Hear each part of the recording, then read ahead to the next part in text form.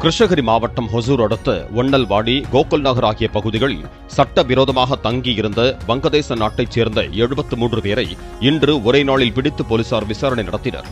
பின்னர் அனைவரையும் சேலம் மாவட்டம் ஆத்தூரில் உள்ள வங்கதேச முகாமில் சேர்ப்பதற்கான ஏற்பாடுகளை போலீசார் செய்து வருகிறார்கள்.